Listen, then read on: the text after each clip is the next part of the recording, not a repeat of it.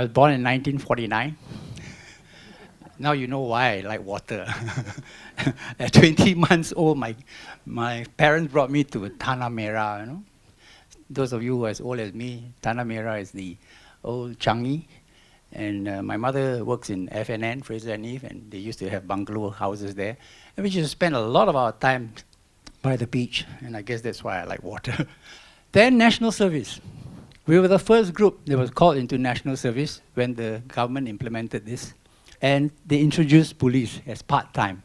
So I served the police force for 12 years. Sorry, see the cap, huh? And I rose to the rank of ASP.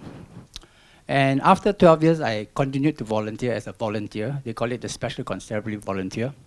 The first duties we were given in those days, Lee Kuan Yew had this vision of green city.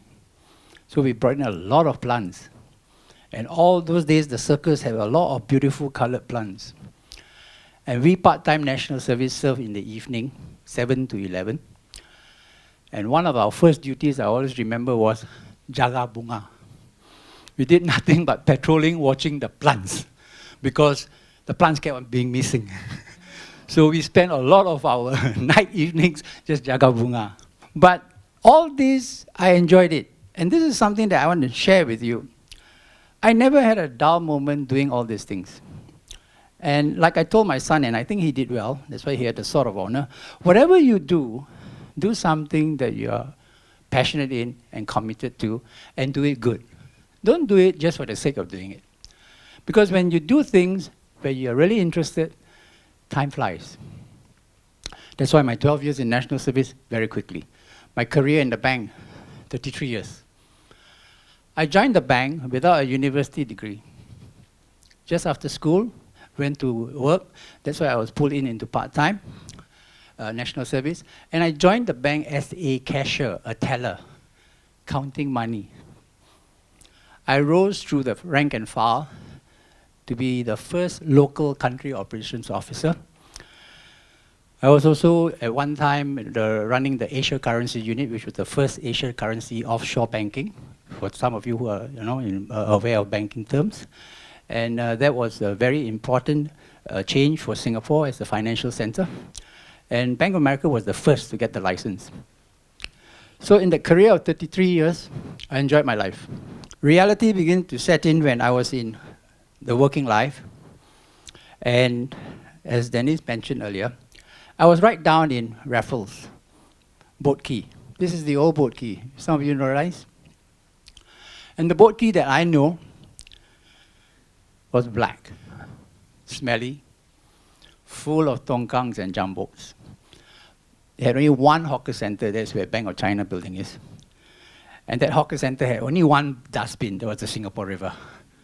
We washed the things, we threw everything inside the Singapore River, which today is, by the way, your reservoir, your source of drinking water. Over 100 years of mud and litter and waste.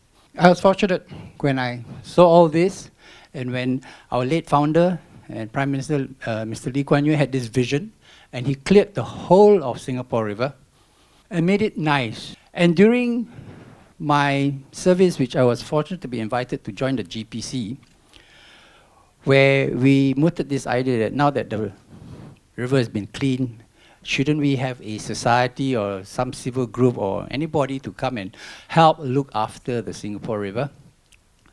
Or rather I was assigned and pointed to try and start this organization. We started this society called the Waterways Watch Society. And this is the place that's currently my office, but it's underneath the bridge of Nickel Highway, okay, with the support of Ministry of Environment. Our first job that we had under Waterways Watch was in the year 2000, where we did a talk. And this, you realize, this is below UOB, lunchtime talk. We did an open-air talk for students to talk to them about why we are as a society, what we hope to do. And those days, the Singapore River was still seawater, not fresh. Okay? So we had our talk out there and encourage the youth and tell them all about why we need to do what we are doing. And from there, we actually then branch off into school talks. And when I left the bank in 2002, I had more time to do more talks. And I think faith plays a big part in everybody's life. I was able to garner good support from volunteers, ordinary people, to come and join me. We used to operate only on Sundays because all of us were working. Then we moved to Saturday, Sunday. Then we moved to Friday, Saturday, Sunday. And then gradually to a Wednesday. And today we work 7 days a week. But why do we do all this? When I was in Boat Quay, working and having lunch, I saw the whole transformation. And like Lee Kuan Yew, the vision he had struck me, that we spend so much money and effort to clean. How do you make sure that it stays clean? Because later I'll show you a map. It is very challenging. Because unlike all our other reservoirs, when the marina was converted to a reservoir, it had a lot of urban and rural population connected to this reservoir by rivers and canals. Unlike McRitchie Reservoir, Pierce Reservoir, you don't see drains or canals leading into them.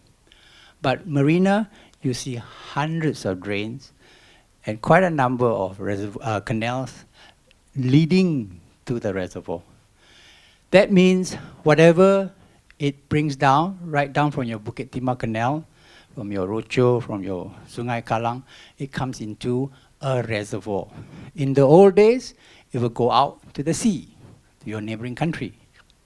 Today, it stays. And this is a picture that was, in the early days we took, where my office is actually below the bridge this side. Okay? This is the old stadium, but now it's the new sports hub. So you try and visualize, we're diagonally opposite. Let me tell you this. This picture has not changed much. When you have a heavy downpour, thunderstorm, and all the litter is washed down from upstream, you can find this same picture today. On a given heavy day, our poor workers who are doing cleaning can muster about 70 trash bags just on this small little beach area on a daily basis.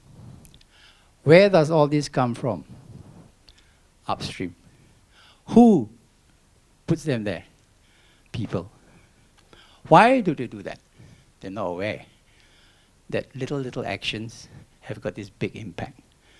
More importantly, today it becomes more important, this is your source of drinking water, which our society now encourages people to come down to see up close and personal so that you don't forget. So this scene hasn't changed much. This is by the beach. There's the seafront. And you look at this. All coming from the sea. Some maybe from land. We run through our society all these educational awareness programs. Popular, we do talks. We do talks at schools or we do talk at our premises. We once in a while to have visitors. Besides Dennis, we had former Minister of Environment, Mr. Yaakob, who comes down and see what we do. And it's again like, come and check, see whether we're doing what we're supposed to do. But it is good. I know you didn't mean that. It is good that they come because then they really see. And in fact, he actually sat on a boat and went out to collect litter also. And when people understand, the more they understand, easier for us to convince why there's a need to change, why there's a need to do what we are doing. Because the environment is for everybody, irregardless of age, irregardless of nationality. We run these programs to bring down to all these people, Singaporeans or not, that we share the same environment, we drink the same water, we breathe the same air. So we need to understand. This is Mr. Yaakob. Okay?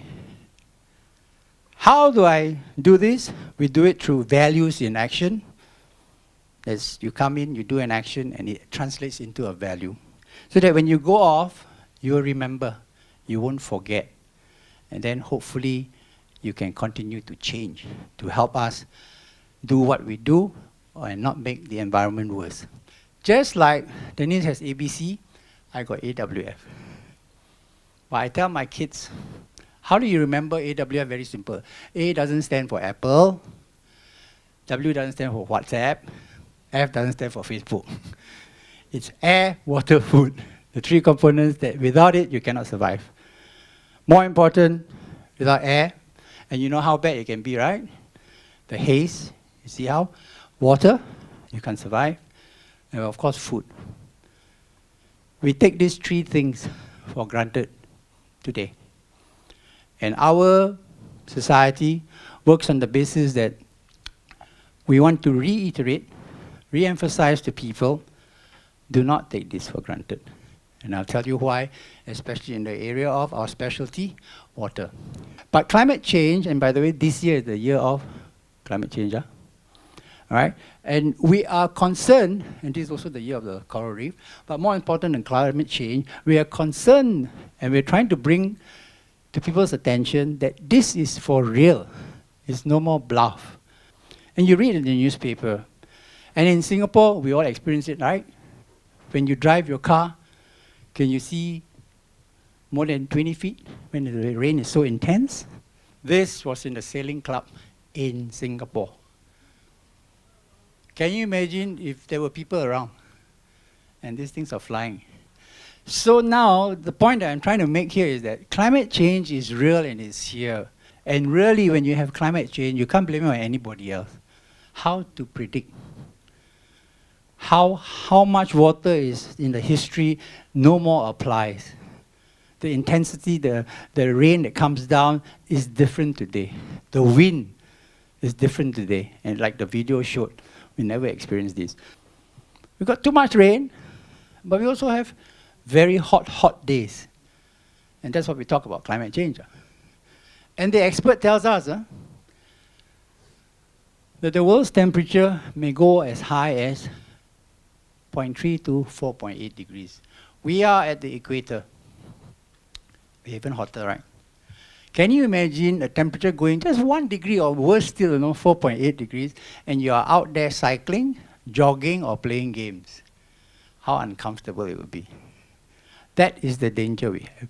To make it worse, people don't know, or maybe they know, but it doesn't hit them home yet. Hotter means less agriculture production, less water even. Then, in the North Pole, the icebergs are melting at a faster pace than in the past. And these are fresh water. And they're melting into the ocean, seawater. They're not melting into a reservoir. At least they melt a reservoir, not so bad. They're melting into the ocean. And our friends up in the north tell us in Finland, Sweden, don't think this is happening, don't affect you, because it actually affects the sea level. And we are an island. Remember that. We are an island. So we are subjected to 2 times every day, high tide, low tide. So for those of you who stay in Singapore, be careful when you stay next to the beach. My advice to people is buy a 4th story and above. Don't buy ground floor. Maybe want to invest in a kayak. At the moment, no COE. Because your island can shrink. I remember a speech actually given by our late founder, Mr. Lee Kuan Yew, when they talked about this. He knew about it during his lifetime.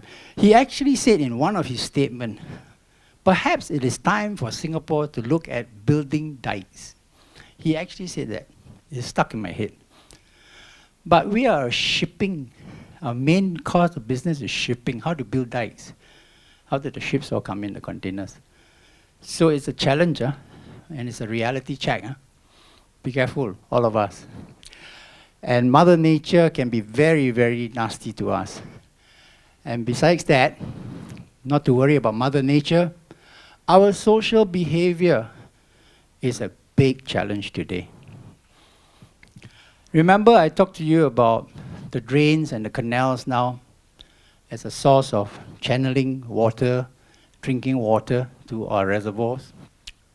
This actually is just next door to you all. behind your immigration. And this can be a daily scene, no? Daily. It's not accumulation of 1 week. And if you go in and you zoom in, you see what? Just your fun package, drink packets, McDonald's, Tiger beer cans, plastic bags, plastic bags, plastic bags. How did it get here? Through this kind of action.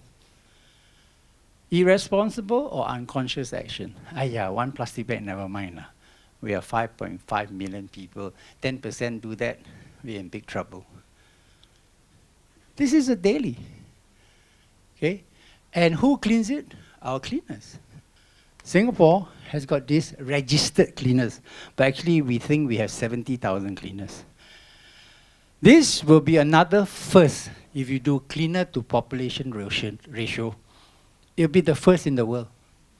Unfortunately, United Nations don't have this figure, but you just guess 1 to 77. That's a lot. And who's paying for this? You, through your taxes. How do you fight that? Reduce the need. How do you reduce the need?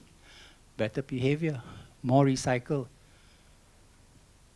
In Japan, there's this little kind of town called, I think it's Kamitsu. I was reading it on the video. They're going into zero waste by 2020. They are now 80%. They recycle everything. They have 34 bins. Everyone who lives there recycles every day. By 2020, no waste. We have a policy in NEA, zero waste also. But I'm trying to figure out, very easy to say zero waste, how to achieve that. Do we teach people? Do we have the infrastructure? Do we educate people? In the marina itself, we have 10 tons of litter that flows into this reservoir every day. Every day, 10 tons. Okay? You see the rubbish? And I like to highlight this as a side issue. A lot of times also we get litter when there are public events, especially runs. I sit in the Public Hygiene Council, and we try and engage the event organizers and try and be a little bit more proactive. How do you control all this? This is like the run event, you know, everybody throws their plastic bottles all over the shop. And you begin to say, this cannot happen, especially in public events. You know the amount of plastic? The world today, I heard, consumes 1 million bottles of plastic every minute. Every minute, the whole world. And a huge chunk of it is landing up as waste. Many of it in the water. And later I'll show you the concern we have. We haven't improved in our recycling, although we have a recycling thing. We've been having this recycling thing from the year 2003, but we haven't improved. Why? First, can you find your recycling bin or not? A lot of them got problems. Then when you find a recycling bin, you know how to use it or not. Some say some blue color, some this, some combine, some don't have. See, we don't have a national recycling system. The cleaners do recycling, but everybody do on their own way. And that confuses people. As I mentioned, worldwide, Singapore has its problem also. 90% not recycled. Cans, very good recycling, because can got money. Before you can finish your drink, I'm sure people want to take, right? Plastic bottle, nobody wants. Because there's no money to be made. There's no motivation. But actually there is, if you do it on a large scale. Singapore, small population, but I think we can still do it. I give you a picture of where the marina reservoir is. So today, in the old days, all these rivers and canals will lead out to the sea. And it goes to Indonesia, Malaysia, Philippines maybe. Today, it stays inside. So this is where I say 10 tons is collected every day, from upstream to right inside. Things like this are daily pictures. They are daily pictures that you see. And it's all created by people. It's not created by the birds and the bees. It didn't fall from the sky. It flowed down all from the drains and the canals. And this is how it happened. So if people are not aware, it has a lot of detrimental effects. to not only your environment, your drinking water, but also to things that stay in the water. See this one? It's a unique picture. Plastic bag caught. This is Singapore scene, huh? See this? Fish. See this? The life forms in the water like to eat plastic because in the plastic always got food. The birds they eat, they don't realize. So they will consume cans, bottles, caps, and then of course when you consume too much, you die lah. But all these are left by people. So this is something that we are trying to tell people. Be more responsible. Realize this small little plastic bag that you dispose of creates a very negative effect. So be more responsible. And plastic bags breaks into microplastics over a given time, even in the reservoir. But we don't fish in the reservoir to eat, at least not as an industry, but we do in the sea. And this is what happens. The microplastic is eaten by your lobster, your crab, your fish, and then we eat. It comes back into our body. We call it the food cycle, seafood cycle. So the plastic bag will come back to you. We talk about the golden age, the bronze age, the iron age. Now we talk about the plastic age. When plastic was first invented, everybody was so happy. But now you sit back and you say, I think it's time for us to rethink the use of plastic. Should we recycle more? Should we prevent using plastic? Bring your own water bottles. Our event, we always tell people, bring your own water bottles. We don't give mineral water bottles. But yet people still come with no water. And because welfare is very important, sometimes we have to supply them with water bottles. It's a mindset change that all of us must be aware of. Litter, besides plastic, plastic also ends up litter, right? The 10 tons of litter that you get every day is part of the total waste that we collect for the whole of Singapore. And a lot of it is every night incinerated and brought to this small little island called Semakau, man-made island. We don't have waste collection on the main island. So we created this island. We joined 3 islands, built it with engineering design. But at the rate we are going, by the year 2035, originally the plan was 2045, but because we are so wealthy and we consume so much and we dispose so much, the NEA has brought this to 2035 during your lifetime. The island of Semakau will be full. It's a fact. Unless we delay this. 17 reservoirs, maximum we have. And that's all we can have. But today, here's another thing I share with you. These 17 reservoirs, you see, all the blue areas, all the blue canals, rivers and canals all lead into one of the 17 reservoirs. Why? Because water is important. Unfortunately, all these drains, in Malay they call Longkang, right? That's why I'm a Longkang king. By the way, Longkang king was given to me by my own family. I thought it was quite sexy, so I stuck to it. But anyway, it goes to one of your 17 reservoirs and tomorrow is your drinking water. So there needs to be a mindset change. Longkang now is not for you to throw things. Longkang now, please understand, is collection of water for you to drink tomorrow. So you go back and you go check your drains. See how clean it is, then you begin to say, alamak, I drink this water. Of course, technology is now very efficient. We can clean the dirtiest, since we have new water, we can clean anything. But this is the challenge we have, okay? We have 4 national taps, okay? We import a lot of the water, but let me tell you another issue of concern, okay?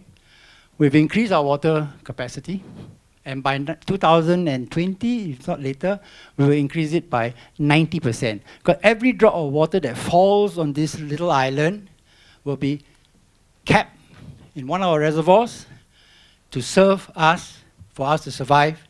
And every drop of water that drops belongs to the government. don't belong to you and me. We have to share. Okay, because water is life. So to end, I like to just leave you this. And I like to tell you all, I can only be the messenger. I can show you the pictures. Believe me, none of my pictures are Photoshop. They are all genuine. They are all current as far as possible. I don't show you pictures unless it's history, I want to tell you. All the little scenes are current. Some even as current as last week. We update our pictures, and often the media, when they interview us, will ask, has it changed? My answer to them is, it hasn't changed. We still have a challenge. The only thing changed is, I see more cleaners. That's not a solution. It's not sustainable, and it's very costly. So what we're promoting, be more aware, so that you can then take control and say, I'm going to do things different if you're not already doing it. And I'm going to share it with my family, my friends. Why? Because it's for future Singapore. We have to be proud of our nation. We've come a long way. We've developed from the old kampong to a financial center that's proud in the world. We have the best airport. Or do we have the best behavior of people? Ask yourself that. So thank you very much.